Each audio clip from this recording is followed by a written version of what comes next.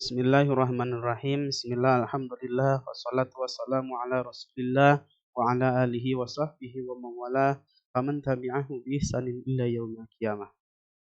Alhamdulillah, kami dari kelompok 4 telah menyelesaikan makalah PowerPoint sekaligus yang terakhir yang sedang ingin diselesaikan, yaitu membuat video presentasi terkait materi yang akan dipaparkan. Baik, materi yang akan dipaparkan yaitu terkait dengan sertifikasi guru. Sebelumnya saya ucapkan terima kasih kepada Ibu dosen karena telah memberikan tugas kepada kami yang tak lain ini akan menjadi wawasan dan pengetahuan bagi saya pribadi khususnya dan umumnya untuk kita semua sebagai mahasiswa.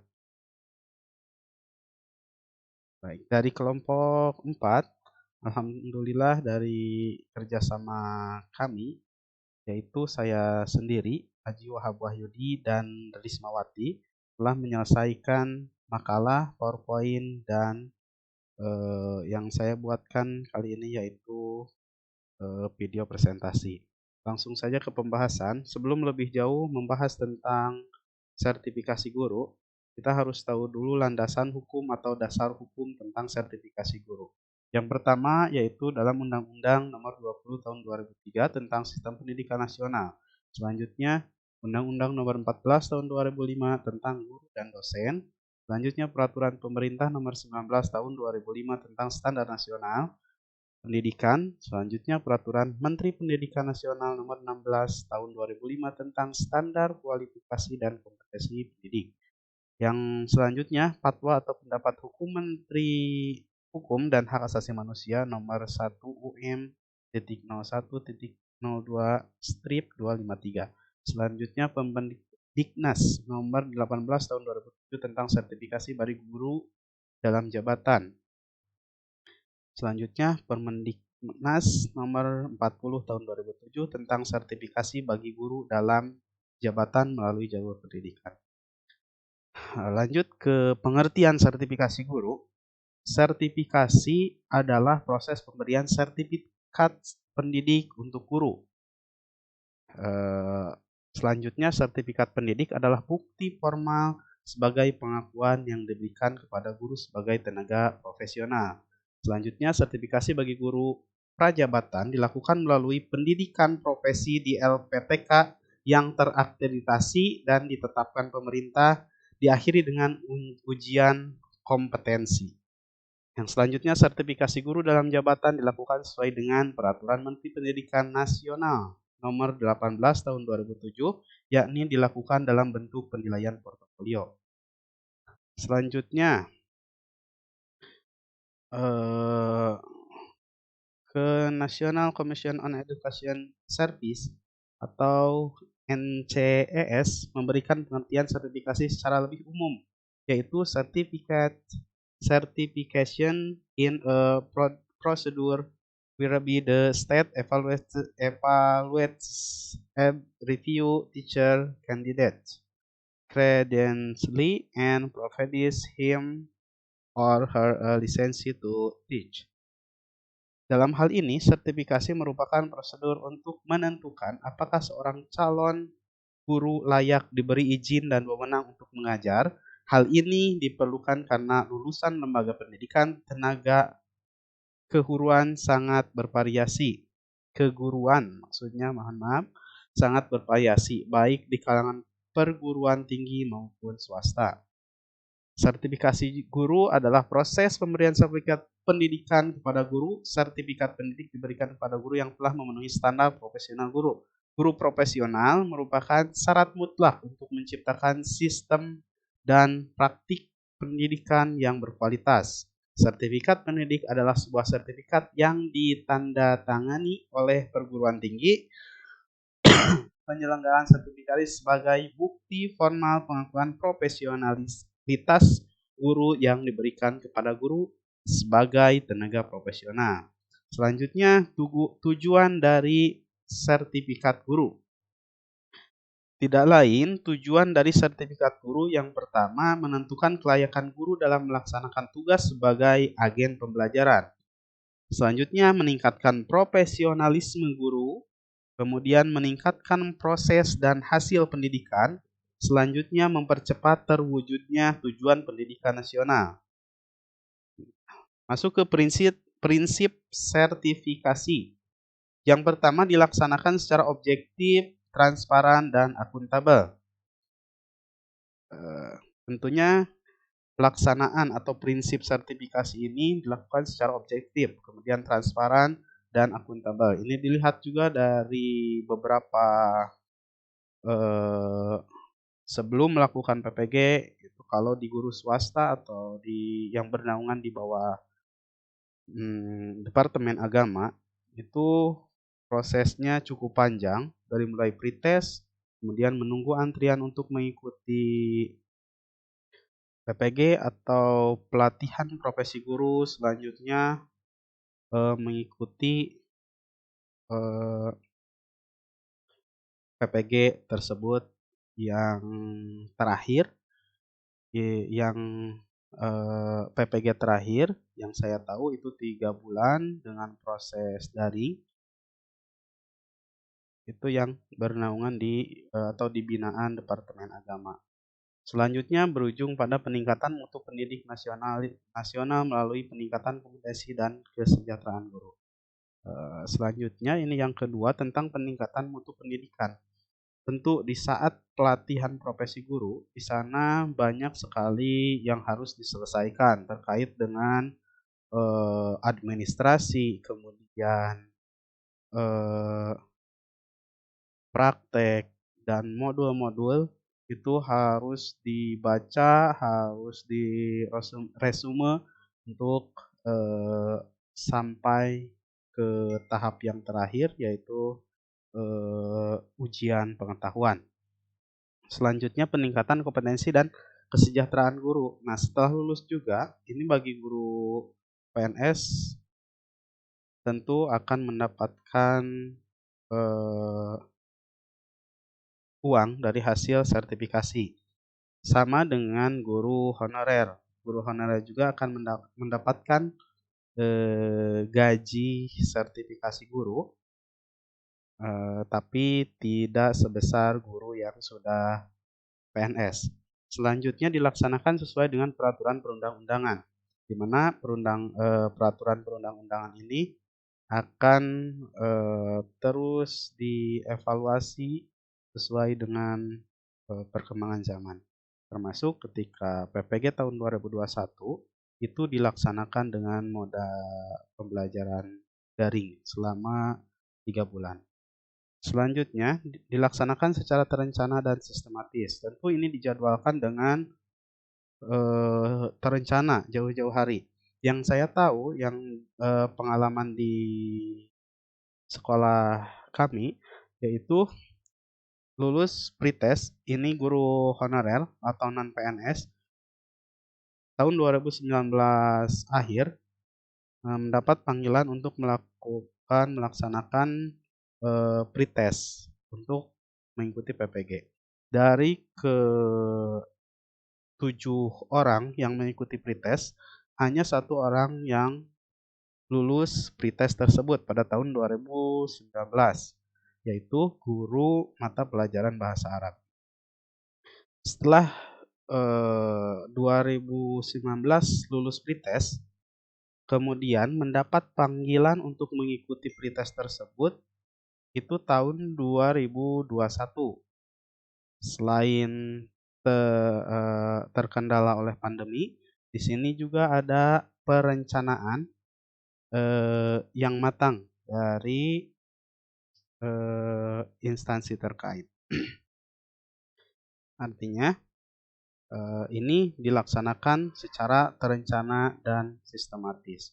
Harus lulus dulu, harus beres dulu yang PPG sebelumnya, kemudian sudah habis sebelumnya, masuk lagi kuota baru, seperti itu. Artinya itu dilaksanakan secara sistematis. Kemudian jumlah peserta sertifikasi ditetapkan oleh pemerintah. Nah, kenapa yang tadi dari 2019 harus menunggu selama kurang lebih 1 tahun lebih, itu karena jumlah peserta PPG atau pendidikan profesi guru ini diatur oleh diatur dan ditetapkan oleh pemerintah. Jadi kuotanya berapa, harus kemudian dibagi menjadi berapa angkatan, berapa kelas, itu diatur oleh pemerintah. Selanjutnya di sini bagi guru PNS itu ada sertifikasi guru dalam jabatan yang dilakukan melalui penilaian portofolio Permendiknas nomor 18 tahun 2007 dan jalur pendidikan Permendiknas nomor 40 tahun 2007. Ini adalah alur dari sertifikasi dalam jabatan melalui penilaian portofolio. Mana guru dalam jabatan. Di sini berbicara guru yang sudah PNS. Kemudian penilaian portofolio, selanjutnya melengkapi portofolio, kemudian pelaksanaan diklat, ujian itu diberi kesempatan 2 kali, kemudian setelah dinyatakan lulus baru mempunyai sertifikat didik. Nah, selanjutnya ini alur sertifikasi guru dalam jabatan melalui jalur pendidikan. Guru dalam jabatan yang mempunyai ijazah S1 atau kualifikasi ijazah S1 atau D4. Dinas Pendidikan Kabupaten Kota, kemudian seleksi administrasi, selanjutnya seleksi akademik, PKA, kemudian pelaksanaan pendidikan, kemudian uji kompetensi diberi kesempatan 3 kali, kemudian setelah dinyatakan lulus baru mendapatkan sertifikat pendidik. Nah, adapun syarat yang harus dipenuhi oleh calon peserta PPG, yaitu yang pertama memiliki kemampuan akademik minimal kualifikasi akademik minimal sarjana atau S1 atau diploma 4 atau D4 dari program studi yang terakreditasi. Selanjutnya, mengajar di sekolah umum di bawah binaan Departemen Pendidikan Nasional atau di bawah binaan Departemen Agama. Selanjutnya, guru PNS yang mengajar pada satuan pendidikan yang diselenggarakan oleh pemerintah daerah atau guru yang diperbantukan pada satuan pendidikan yang diselenggarakan oleh masyarakat.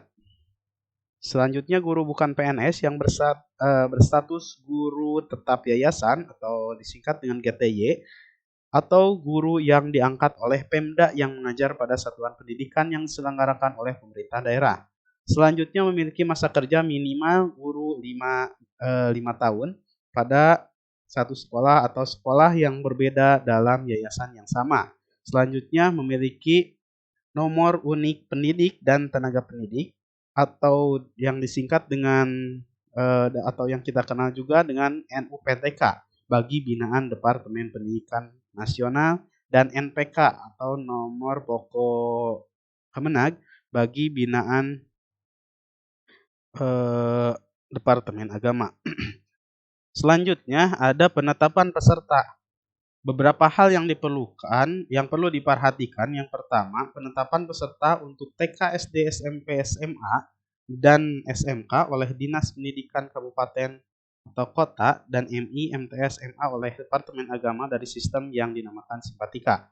Penetapan peserta untuk SLB oleh Dinas Pendidikan Provinsi. Selanjutnya, yang di-ranking hanya guru yang memenuhi persyaratan yaitu memiliki ijazah S1 atau D4 dan NUPTK atau NMPK kemudian harus senior. Selanjutnya, guru berprestasi peringkat 1 tingkat provinsi dan peringkat 1, 2, dan 3 tingkat nasional, dan guru yang mendapat penghargaan internasional yang belum mengikuti sertifikasi guru dalam jabatan melalui penilaian portofolio dan jalur pendidikan pada tahun 2007 dicalonkan menjadi peserta tahun 2008. Kemudian prioritas penetapan peserta bagi guru PNS. menggunakan sistem ranking bukan seleksi atau tes. Ini bagi guru PNS. Selanjutnya, urutan prioritas penetapan peserta. Yang pertama, masa kerja sebagai guru, usia, pangkat atau golongan bagi PNS, kemudian beban mengajar, tugas tambahan, dan prestasi kerja. Ini penilaian portofolio. Alurnya portofolio adalah kumpulan yang menggambarkan prestasi seseorang. Kemudian portofolio guru adalah kumpulan dokumen yang menggambarkan pengalaman berkarya, prestasi dalam menjalankan tugas profesional sebagai guru dalam interval waktu tertentu. Selanjutnya penilaian portofolio guru adalah penilaian kumpulan dokumen yang mencerminkan rekam jejak prestasi guru dalam menjalankan tugasnya sebagai agen dasar pertimbangan pengakuan tingkat profesionalitas guru yang bersangkutan. Komponen portofolio yaitu kualifikasi akademik, pendidikan dan pelatihan, pengalaman mengajar, perencanaan dan pelaksanaan pembelajaran, penilaian dari atasan dan pengawasan, prestasi akademik, karya pengembangan profesi, keikutsertaan dalam forum ilmiah, pengalaman organisasi di bidang pendidikan dan sosial, penghargaan yang relevan bagi bidang pendidik. Selanjutnya prinsip sertifikasi guru. Dilaksanakan tadi sudah dibahas di depan, yaitu dilaksanakan secara objektif dan transparan. Next. Ini syarat juga, persyaratan sudah dibahas, tapi untuk lebih spesifiknya lagi yang saya punya dari rekan saya yang sudah mengikuti PPG yang terbaru, yaitu syaratnya bagi guru yang bernaungan atau yang di bawah binaan Departemen Agama atau Kemenag, Kementerian Agama, syarat-syaratnya yaitu yang terdaftar di database Simpatika dan Siaga. Kemudian mahasiswa PPG dalam jabatan adalah guru yang diangkat sampai dengan 30 Desember 2015. Di sini ada guru atau SK terakhir atau mengajar terakhir dari 2015 ke bawah, 2014, 13, 12 dan seterusnya. Itu yang menjadi syarat dari mengikuti PPG. Selanjutnya memiliki kualifikasi akademik minimal S1 atau D4 dari perguruan tinggi yang terakreditasi. Selanjutnya memiliki NUPTK atau MPK bagi guru madrasah. Di sini tadi sudah dibahas juga persyaratannya. NUPTK bagi guru yang bernaungan di bawah Kemendikbud dan NPK bagi guru yang di bawah naungan pembinaan Departemen Agama. Usia dibatasi yaitu 58 tahun. Selanjutnya dinyatakan lulus seleksi akademik dan ditentukan melalui mekanisme yang lain. Harus lulus dulu seleksi akademik atau harus lulus pretest. Di mana pretest itu serentak dilaksanakan sesuai dengan peraturan dari pemerintah, di mana membuka pretestnya itu tidak setiap tahun. Kemarin terakhir ada pretest itu tahun 2019 yang saya tahu dari sekolah yang di bawah naungan Kementerian Agama. Selanjutnya, mahasiswa PPG dalam jabatan tahun 2021 ditentukan berdasarkan skala prioritas. Yang pertama, guru yang tidak lulus program PLPG pada tahun 2017, selanjutnya lulus seleksi akademik PPG 2018 tapi belum memasuki kuota. Jika kuota belum tercukupi, maka dapat diambilkan dari guru hasil seleksi akademik pada tahun 2019 dengan ketentuan memiliki nilai tertinggi hasil seleksi akademik atau pretest. Usia dari calon peserta sertifikasi guru diurutkan dari yang tertua atau memiliki masa kerja pengalaman mengajar lebih lama dan pengangkatan golongan yang dimiliki guru saat dicalonkan. Selanjutnya, guru yang ditetapkan oleh pemerintah daerah dan pembiayaannya bersumber dari anggaran pendapatan dan belanja daerah.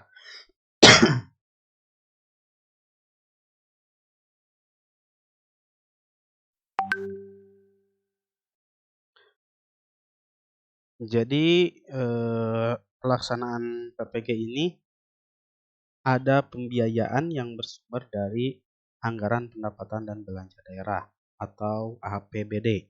Selanjutnya, mekanisme pendaftaran, guru memenuhi persyaratan melakukan pendaftaran secara mandiri melalui akunnya masing-masing, yaitu tadi melalui aplikasi Simpatika. Di sini harus ada daftar ulang. Di sini syarat ini atau peraturan-peraturan ini bagi yang sudah lulus pretest. Sebelum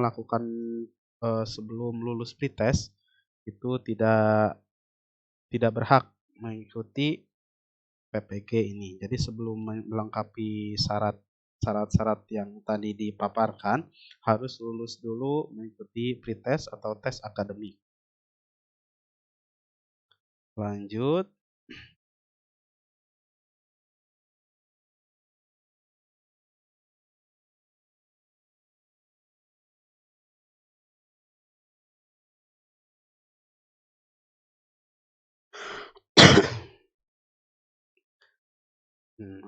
Kemudian kompetensi guru profesional. Tentunya manfaat atau tujuan dari PPG ini yang pertama untuk kompetensi kepribadian, selanjutnya pedagogik, profesional guru, dan kompetensi sosial.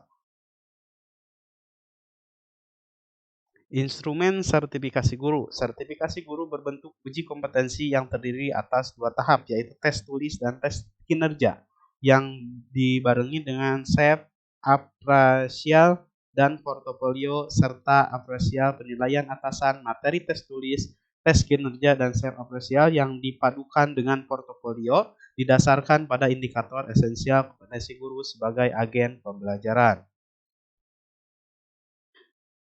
Oke, kemudian setelah tadi lulus pretest, ini ada PowerPoint resmi dari Departemen Agama dan yang di-share oleh Departemen Agama ini dari Kementerian Pendidikan dan Kebudayaan tentang informasi singkat pelaksanaan pendidikan profesi guru dalam jabatan pada tahun 2021. Rencana jadwal PPG itu 1 April. Pelaksanaan PPG 1 April itu angkatan 1 sampai dengan 11 Juli 2021. Dan terakhir ini yang angkatan 2021, angkatan terakhir yaitu 13 Desember 2021. Kemudian kurikulum program PPG dalam jabatan. Kurikulum program PPG dalam jabatan dikembangkan mengacu pada profil lulusan program PPG. Guru profesional yang bertakwa pada Tuhan Yang Maha Esa dan berakhlak mulia yang menguasai materi ajar, berkarakter dan berkepribadian Indonesia, menginspirasi dan menjadi teladan, memiliki penampilan memesona, berwibawa, tegas, ikhlas, dan disiplin yang mampu mendidik, membelajarkan, membimbing, mengarahkan, melatih, menilai, dan mengevaluasi peserta didik sesuai dengan tuntutan perkembangan teknologi informasi dan komunikasi terkini dan masa depan. Kurikulum program PPG dirancang untuk memfasilitasi mahasiswa program PPG mencapai standar kompetensi lulusan atau SKL yang dinyatakan dalam capaian pembelajaran lulusan atau CPL pada bidang studi atau program keahlian masing-masing. Ini struktur kurikulumnya, di mana mahasiswa PPG akan mengalami atau melewati beberapa tahap. Yang pertama ada pendalaman materi pedagogi dan bidang studi, di mana di tahap pertama ini dosen banyak memberikan modul untuk kemudian dibaca, kemudian untuk ditugaskannya itu menjadi resume yang harus dikerjakan. Intinya di sini banyak membaca dan belajar dari modul-modul yang sudah dibuat dan di-share oleh dosen pengampu. Selanjutnya pengembangan perangkat pembelajaran dan new model. Nah, di sini di poin kedua ini ada tentang lokakarya, kemudian pembuatan RPP, kemudian pembuatan PowerPoint, PPL, dan video pembelajaran. Itu ada di poin 2, di mana setelah saya sharing dengan rekan saya yang baru lulus PPG, itu yang pengalaman dia setelah mengikuti PPG. Di mana di sana ada lokakarya, pembuatan RPP, kemudian RPP yang benar, kemudian pembuatan PowerPoint, yang praktek mengajar, dan pembuatan video pembelajaran, mana yang kemarin dilaksanakan dengan PPG online atau secara daring. Dan yang terakhir itu ada praktek pengalaman lapangan. Di sini ada di praktek pengalaman ini ada penelitian atau pembuatan PTK,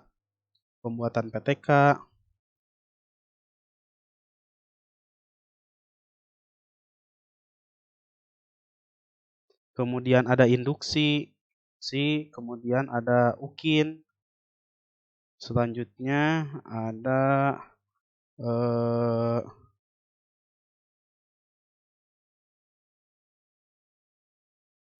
masih pembuatan video, atau di sini ada RPL atau rencana pembelajaran lanjutan. Nah, di sini ada juga tadi pembuatan PTK atau penelitian tindakan kelas. Itu harus dibuat oleh mahasiswa peserta PPG. Selanjutnya, yang terakhir yang akan menentukan itu adalah AP. AP itu singkatan dari ujian pengetahuan atau UP, ujian pengetahuan. Di mana ujian pengetahuan ini hasil murni yang akan didapatkan oleh mahasiswa. Jika tadi tahap-tahap sebelumnya, jika belum selesai, maka tidak akan bisa mengikuti UP. Maka harus menyelesaikan terlebih dahulu tahapan-tahapan sebelumnya, nilai-nilai sebelumnya harus diselesaikan, maka bisa mengikuti UP atau ujian pengetahuan.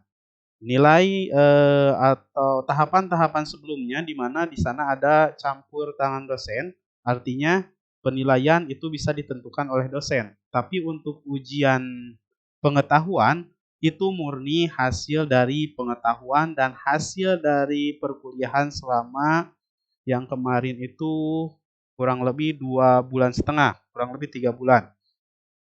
Kurang lebih 3 bulan itu maka dites di akhirnya yaitu ujian pengetahuan yang akan menentukan apakah lulus atau tidaknya. Di mana di sini diberi kesempatan 2 kali, yang tadi di awal sudah dibahas. Setelah tidak lulus 2 kali maka dinyatakan tidak lulus. Jika yang pertama lulus maka berhak mendapatkan sertifikat pendidik. Nah, ini skema PPG dalam jabatan daring yang kemarin tahun 2021.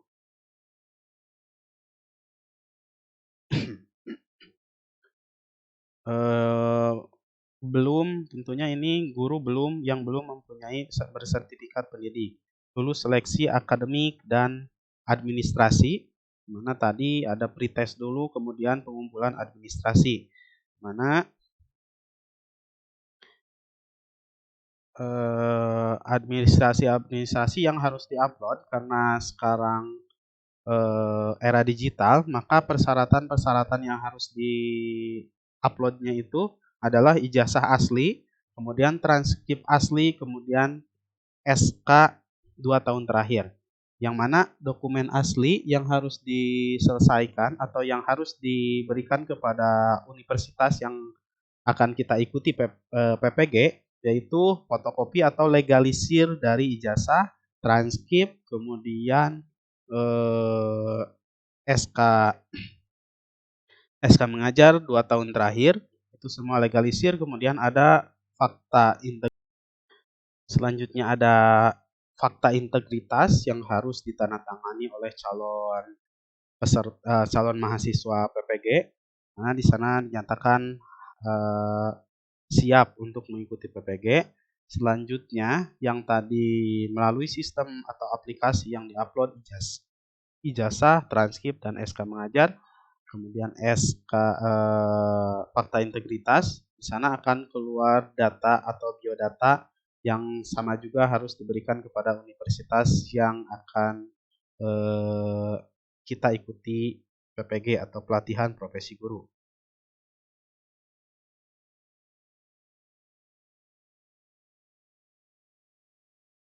Baik, selanjutnya bagi guru yang sudah mengajar di madrasah itu akan terdaftar di Simpatika atau madrasah itu mempunyai pangkalan data guru yaitu Simpatika, di mana di sini guru yang sudah terdaftar di Simpatika ini akan mempunyai akun masing-masing.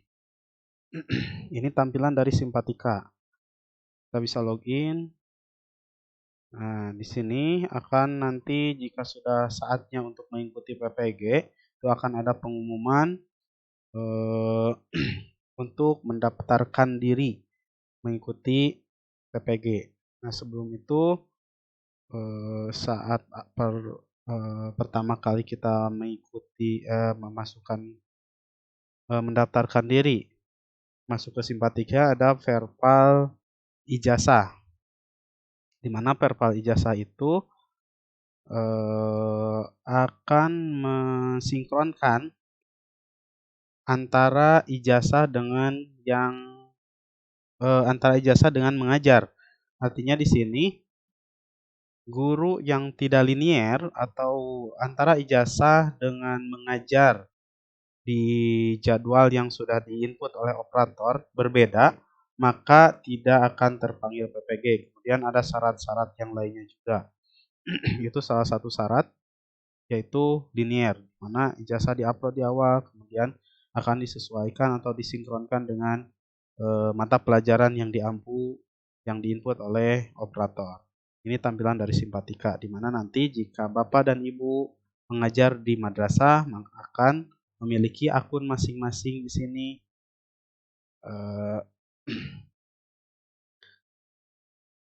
Pada saat masuk akan mengumpulkan beberapa data dan Bapak Ibu akan terdaftar di Simpatika ini.